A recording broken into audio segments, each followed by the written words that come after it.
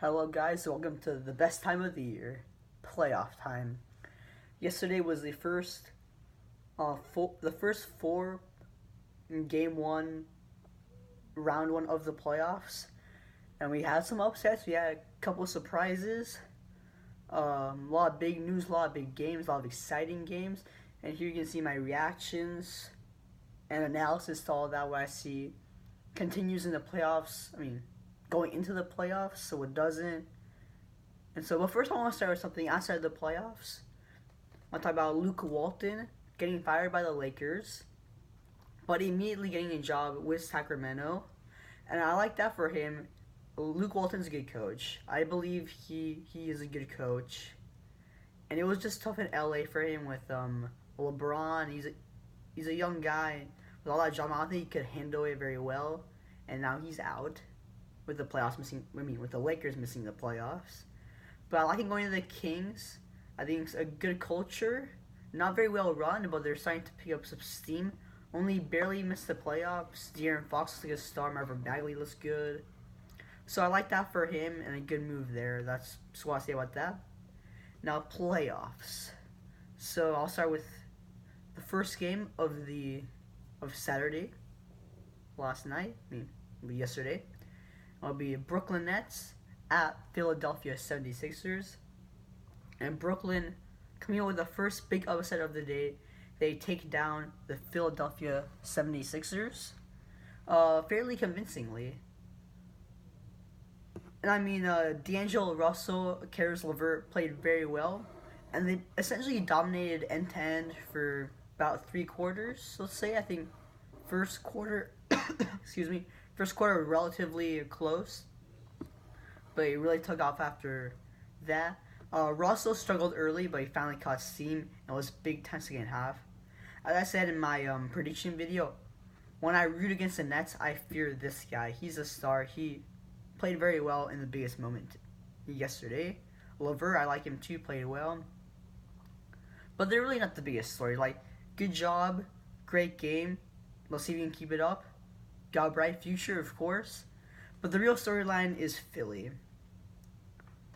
And really, Joel Embiid. Clearly, he is not healthy.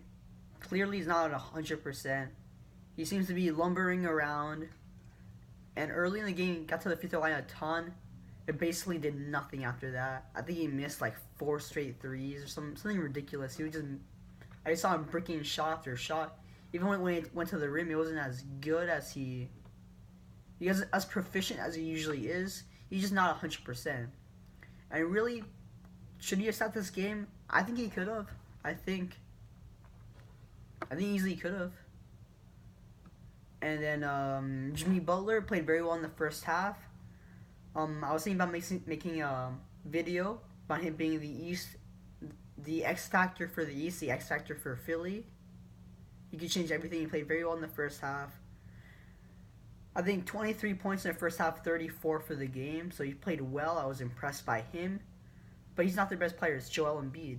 At the very least, he might be the second best player. Maybe third with Ben Simmons. Ben didn't play well either. And really, I put a lot of this on Coach Brett Brown. The team was not ready. And we've seen this last year in the playoffs. And it's continuing in this playoffs. In Game 1, they have not been ready. Against Boston, they were not ready. They got rolled. They were not ready this game. They got rolled. I put a lot of that on the coach to get the team ready. Obviously, most of it is on the team, but I put a lot of that on the coach when this is consistently happening in back-to-back playoffs where your team is not ready to go. In the end, I have to look at you, Coach Brown, and you have to get better at that to really keep your job because you're starting to get on the hot seat. Keep coaching playoff games not well. And now for the phone incident, I don't have much to say about this. Obviously, it did not look good. It looked like Joel Embiid and Amir Johnson just looking at Amir's phone, looking at a text message. Embiid explained after that he was looking after his daughter, who is extremely sick, supposedly. And that's not a big storyline for me. That's just, did he handle it wrong? Yes. He should have gone to the tunnel, gone to the locker room to check out quickly, come back. But I mean, you can't really hate on someone for checking out on his sick daughter. Didn't look great, was not a good move. He got fined, took responsibility for it. This is not a big deal specifically, but it's a big deal how disinterested, how not ready the Sixers looked in game one. And that's my storyline. I predicted Sixers in 6, and I'm sticking to that. I think they'll win 4 next 5 and get ready, get focused. I think Embiid will start to assert himself fully. I think he'll get a little bit more healthy. I might even sit him out game 2 so he can really be healthy for the long run. And that's what I got on Nets Sixers. That's my take on that. So next game is the Magic and the Raptors. So in this game, I expected a Toronto win. I don't know if it would have been a blowout, but definitely a win for Toronto. And it was not. Another big upset. Second of the day, Orlando take down Toronto. And I didn't see most of this game. I saw all of the fourth quarter and like the end of the third. And it was a great game from what I saw. It was end-to-end action. DJ Augustin was the best player on the floor, which, well, what? That was really weird to see. And he was big. That 5-0 run to win the game. He went hard to the rim, finished with a layup. Then, it was a good play. He got Kawhi Leonard on him. Got the screen with Gasol. Scooted back, backed up. Went up, hit the 3. Wet, win the game. Kawhi couldn't execute. Well, I mean, he could. He played well from what I saw. Put up 25 points. But he airballed the potentially game-tying 3. Though it was a tough shot. Only had 3 seconds. But still. The big storyline for me is Kyle Lowry putting up a big 0 points scored. And he's really the reason why I don't think Toronto will get to the Eastern Conference Finals. And definitely not to the finals. Because he has not played well in the playoffs. Obviously, he wasn't as bad as when DeRozan was there, because DeRozan really masked a lot of that bad play off of Lowry, because he was their best player. But Kyle Lowry, I mean, you have Spicy P, Pascal Siakam balling, you got Kawhi Leonard balling. You put up a 0 in the score sheet? That ain't it, bro. That ain't it. And he's the reason they won't get to the...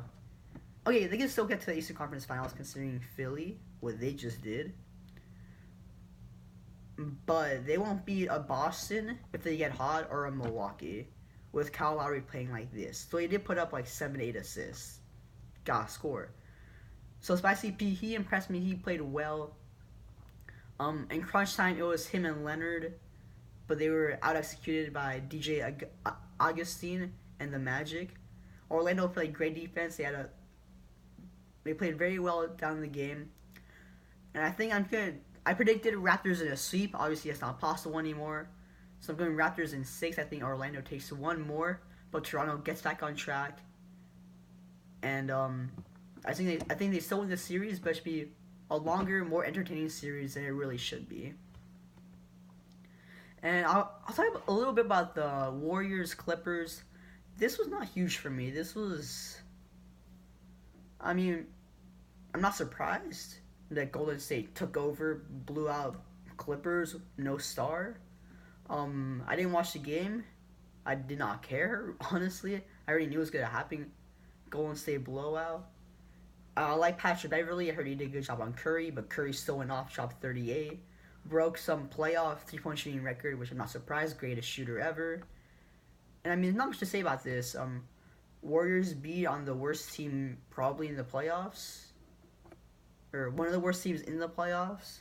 Blow them out at home. Not storyline.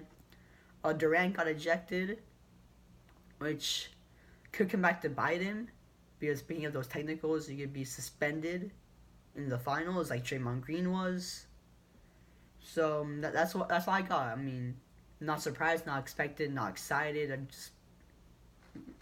just that's just how it is. The Warriors dominate. And now, the biggest upset of the day. As a Spurs fan, I was extremely excited for this game. Spurs Nuggets, and all I can say is, go Spurs, go. big time win by my Spurs. I will break it down right now. Spurs Nuggets game 1. This was really a really good game. Mostly, I think the biggest thing we saw here. I should talk about this my Spurs first because I am a Spurs fan. I picked the Spurs to win this series, and I feel pretty confident in that now after seeing this. So the big storyline for me was their Spurs young, exciting backcourt in Bryn Forbes and Derek White, basically winning the game for the Spurs. They were arguably the two best players on the floor last night for my Spurs. Derek White was the best player in the game in my eyes. Bryn Forbes was a walking, how do you say, fire. I don't know, but he was on fire. Is all I can say. I think he went 6 for 9, 6 of 9 shooting from the field, 3 of 4 from 3, 15 points. Derek White came up huge, 16 points. And that slam poster over Paul Millsap was the best play of the weekend, most likely. He just went. The game was in a lull. Nuggets missed like 3 straight threes. Spurs went cold. And I remember Sean Elliott, the Spurs commentator, if you don't know. He was like, okay, these guys need to attack the rim. So Derek White, he goes right at Paul Millsap, right over him, gets the and one. Big time play. But even in other stretches of the game, he was huge.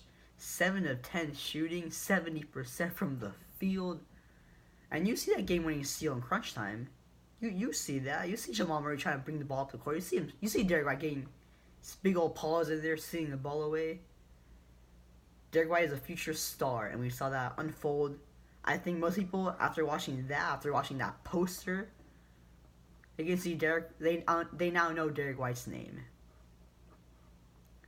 And now for the game overall, because that was my biggest takeaway from that game. Nikola Jokic, he did not play well. He put up a triple-double, but it was as quiet, as uneventful, as uninspiring a triple-double as I have ever seen. 14 assists was big time. He was able to distribute the rock. But the Spurs, great defense. They did a good job, good scheme by Pop. He only got 9 shots to Nikola Jokic. And as Pop said, Jokic and Aldridge basically negated each other, with Aldridge struggling but still putting up, I think, 15 points. But he did struggle. He did not play well. He made a lot of timely shots. He started to heat up in the second half. And then you can see a lot of that inexperience from Denver. It was a close game all around, but really, they got their, not destroyed, but they got handled very well by the Spurs. You can see they made a lot of foolish plays, made a lot of mistakes. They cost them. They had a shot to win the game. Jamal Murray missed. They were unable to execute late in the game. He got stripped there by Derek White late to Jamal Murray. I thought Murray played okay, but he missed a lot of shots. Missed the game winner. Missed the possible game winner. I apologize. And he got just a late turnover. Derek White to steal the game. So you can see all that inexperience from Denver. I still think they'll make it a series. I think they'll bounce back probably in game 2. But this just reinforced my idea that Spurs will win this series. I predicted it in 6, but I can see it going 7. And as you saw last night, Spurs can win in Denver. Now again to DeRozan, because he did not play well, he struggled. But he still finished with 18 points, still made a lot of big shots, timely shots. I think 6 assists, which is his season average, so he was solid there. But I think it was huge just getting his feet wet as a Spurs playoff performer. I think he'll bounce back next game. He and Aldridge, they struggled big time, so it was huge for the Spurs to come out of that game with a win, to grind out the win, with their 2 best players struggling. And really, last night, their 2 best players were Bryn Forbes and Derek White. They were sensational. I'm rolling with my Spurs in 6 games. And, well, That's essentially all I got. That's my reaction, my analysis, what I see going forward from these games. I'm excited for today to see what these matchups bring us. And thank you for watching. And as I said, best time of the year, playoff time. Like, share, subscribe, all that good stuff. Love the support. Thank you for watching.